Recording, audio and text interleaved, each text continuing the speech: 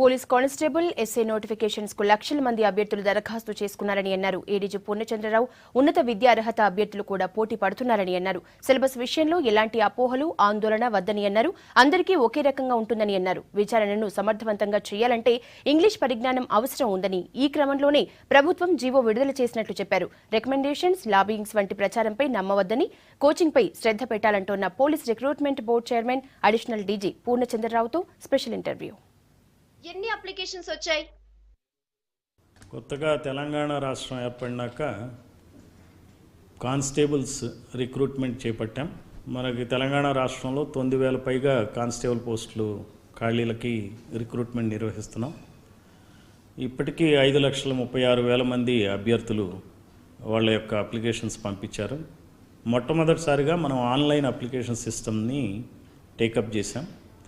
ఈ online application system వలన ఎక్కువ మంది విద్యావంతులు కూడా మనకి అప్లై చేయడం జరిగింది. ఫిజికల్ టెస్ట్ ఎలా ఉంటుంది?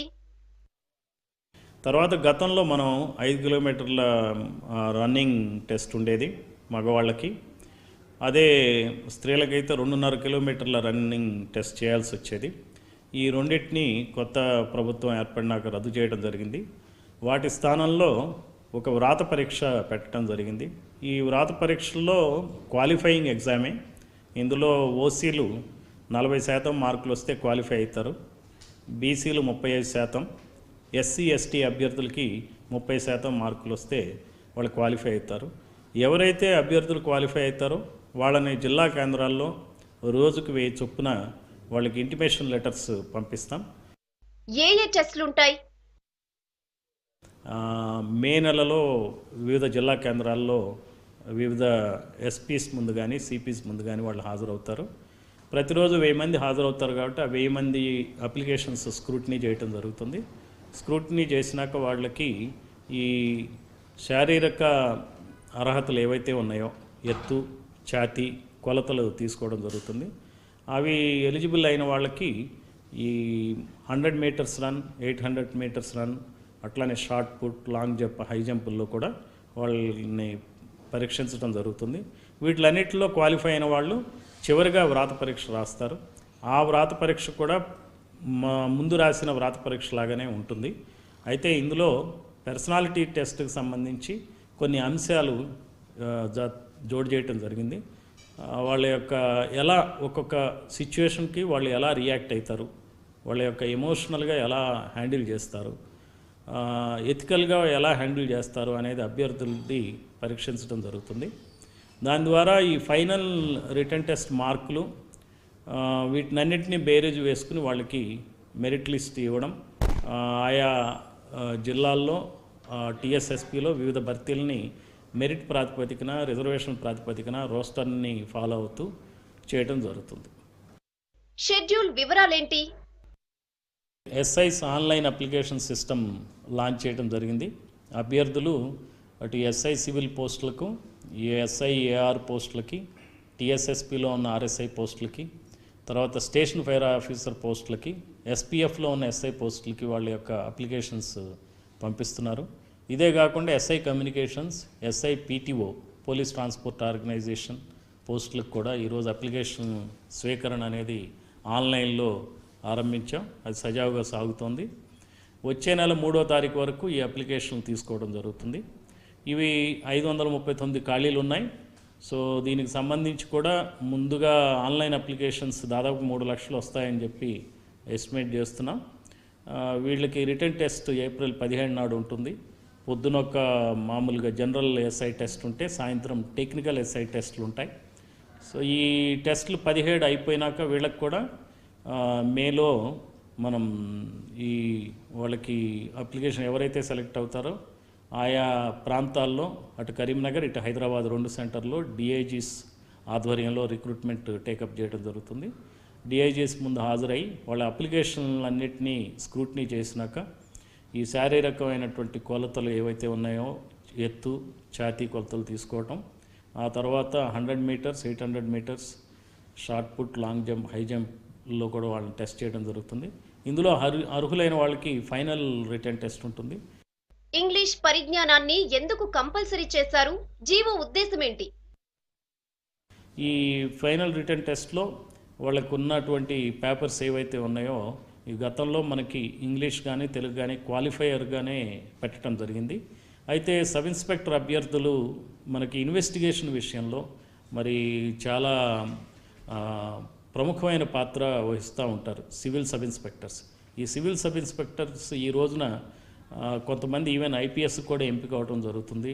అయితే ఈ సబ్ ఇన్స్పెక్టర్స్ కనుక వ్రాత పరీక్షలో వాళ్ళ కనుక వ్రాతపరమైన నైపుణ్యం లేకపోతే చాలా సెన్సేషనల్ కేసెస్ జరుగుతూ ఉంటాయి. మనం చూసాం ఈరోజు నగరంలో కానీ ఇతర ప్రాంతాల్లో కానీ చాలా ఇంపార్టెంట్ కేసెస్ జరుగుతున్నప్పుడు ఆ కేసెస్ స్టడీ చేయటం, వాటి మీద మంచి రిపోర్ట్స్ రాయటం, కోర్టు వారికి ప్రజెంట్ చేయటం అనేది జరుగుతుంది. వేరే ఎస్ఐ ఉద్యోగాల్లో ఈ సమస్య లేదు. ఆర్ఎస్ఐ ఉద్యోగానికి కానీ లేకపోతే స్టేషన్ ఫైర్ ఆఫీసర్ ఉద్యోగానికి కానీ వేరే వాటికి ఇంత సమస్య లేదు. కానీ సివిల్ ఎస్ఐ ఉద్యోగాల్లో ఖచ్చితంగా ఈ సమస్య ఉంది. అంటే అటు తెలుగులో కానీ ఇటు ఇంగ్లీష్లో కానీ మంచిగా రాయగలిగినటువంటి రిపోర్ట్లు రాయగలిగినటువంటి సామర్థ్యం అవసరమని ప్రభుత్వం గుర్తించిన మీదట ఆ మార్కులు కూడా ప్రభుత్వం జీవో జారీ చేసింది. ఆ జీవో ప్రకారం క్వాలిఫై అవటమే కాకుండా మార్కులు కూడా పరిగణలోకి తీసుకోవడం అనేది జరుగుతుంది. అటు గ్రామీణ ప్రాంతాల్లో ఇంగ్లీష్ కష్టం అయిపోయినప్పటికీ పట్టణ ప్రాంతాల వారికి తెలుగు కష్టమే. అందువల్ల అటు తెలుగు ఇటు ఇంగ్లీష్ రెండింటిలో కూడా మెరిట్ అనేది చూడటం జరుగుతుంది. సో రెండు భాషల్లోనూ సరైనటువంటి నైపుణ్యం కావాలి కాబట్టే దాన్ని పెట్టడం జరిగింది. కాబట్టి సిలబస్ ఎలా ఉంటుంది? సో ఇప్పుడు మొట్టమొదటిగా అభ్యర్థులు గుర్తుపెట్టుకోవాల్సింది ఏంటంటే ఈ ప్రిలిమినరీ రిటర్న్ టెస్ట్ ఏదైతే ఉందో ఏప్రిల్ 17 నాడు ముందు దానిలో క్వాలిఫై అవటం అవసరం. ఇదే కాకుండా మిగిలిన టెస్టులు అన్నింటిలో కూడా మరి సిలబస్ గతంలో ఉన్న సిలబస్సే. అయితే ప్రత్యేకంగా తెలంగాణ రాష్ట్రం ఏర్పడినాక మనం తెలంగాణ సిలబస్ను కూడా తెలంగాణ పబ్లిక్ సర్వీస్ కమిషన్ ఏవైతే సూచించిందో సిలబస్ అదే సిలబస్ పొందుపరచడం జరిగింది ఆయా కేడర్లను బట్టి.